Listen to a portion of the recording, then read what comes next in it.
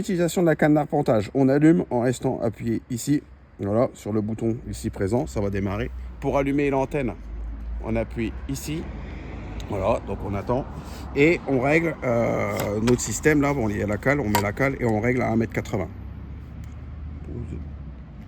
Donc une fois que le terminal est allumé, on fait ça, un coup vers le haut, voilà, et là on va utiliser la seule et unique application qui est ici, qui s'appelle eField. Donc là ça va démarrer l'application.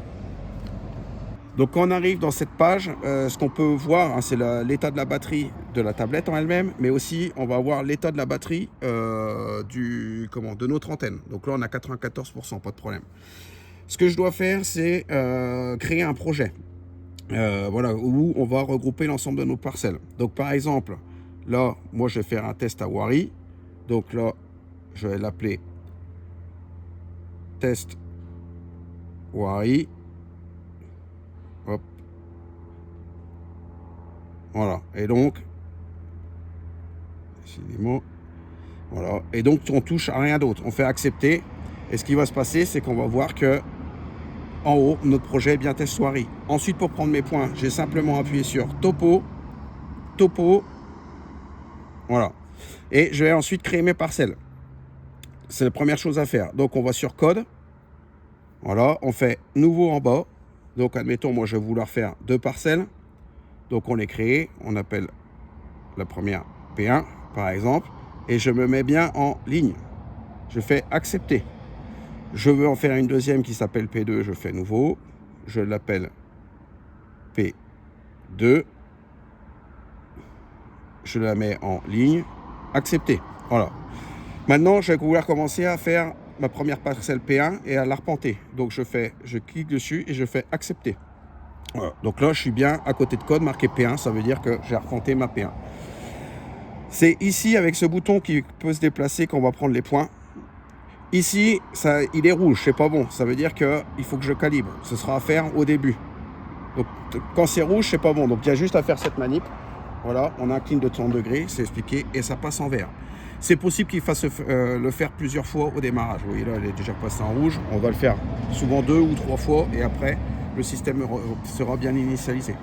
Et j'ai un bouton ici qui va me servir à recentrer à ma position. Et on a notre fond de vue. Donc, comment ça se passe pour la prise de points? C'est super simple. Je vais me placer sur ma borne.